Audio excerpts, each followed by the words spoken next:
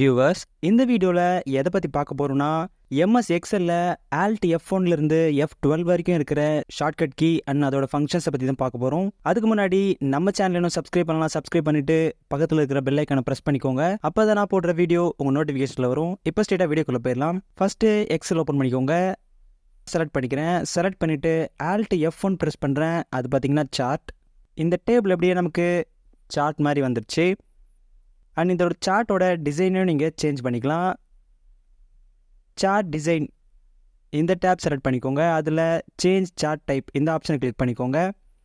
இதில் பார்த்தீங்கன்னா காலம், லைன், பை சார்ட், பார் இந்த மாதிரி நிறைய விதமான சார்ட்ஸ் இருக்குது. மேலே பார்த்தீங்கன்னா இதோட டிசைன்ஸும் இருக்குது. உங்களுக்கு தேவையான டிசைனில் நீங்கள் இதை செலக்ட் பண்ணிக்கலாம். செலக்ட் பண்ணிவிட்டு செட் அஸ் டிஃபால்ட் இந்த ஆப்ஷனை கிளிக் கொடுத்துட்டு ஓகே கொடுத்துக்கோங்க. அண்ட் நெக்ஸ்ட் டைம் நீங்கள் Alt F1 கிளிக் பண்ணால் நீங்கள் செலக்ட் பண்ணியிருக்கிற சார்ட்டோட டிசைனில் தான் அது வரும். So Alt F1 chart. And next பார்த்தீங்கன்னா Alt F2. இது பார்த்தீங்கன்னா சேவ் ஆஸ். இந்த ஃபைல் நான் ஆல்ரெடி சேவ் பண்ணிட்டேன். இப்போ பார்த்தீங்கன்னா சேவ் ஆஸ் கொடுத்துட்டு எந்த டைப்பில் வேணுமோ அந்த டைப்பை செலக்ட் பண்ணிவிட்டு வேறு லொக்கேஷன் செலக்ட் பண்ணி நீங்கள் சேவ் பண்ணிக்கலாம். இதுதான் save as. And next Alt F3.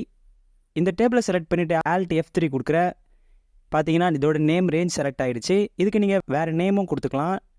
நான் டேட்டான்னு டைப் பண்ணுறேன். இந்த டேட்டா பார்த்தீங்கன்னா நேம் ரேஞ்சில் சேவ் ஆகியிருக்கும்.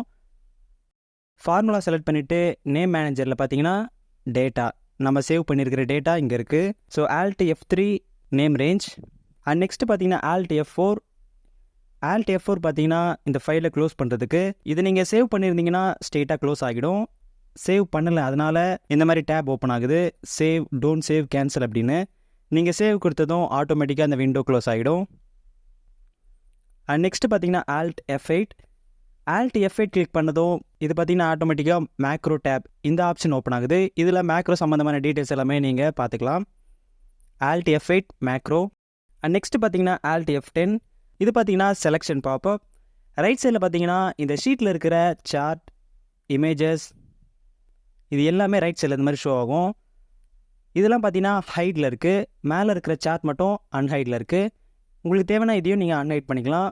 உங்களுக்கு தேவையானதை ஹைட் பண்ணிவிட்டு தேவையில்லாததை அன்ஹைட் பண்ணுறதுக்கு இந்த செலெக்ஷன் ரொம்பவே யூஸ் ஆகும். Alt F10.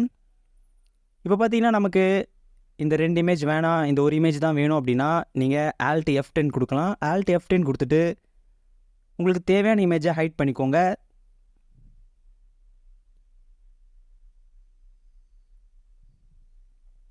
அண்ட் நெக்ஸ்ட்டு பார்த்தீங்கன்னா Alt F11. இது பார்த்தீங்கன்னா VBA கிரியேட்டர்.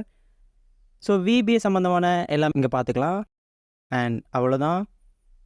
இந்த வீடியோவில் கண்டென்ட் இருந்துச்சுன்னா லைக் பண்ணுங்கள். அண்ட் அடுத்து இன்னொரு இன்ட்ரெஸ்டிங்கான வீடியோவில் பார்க்கலாம்.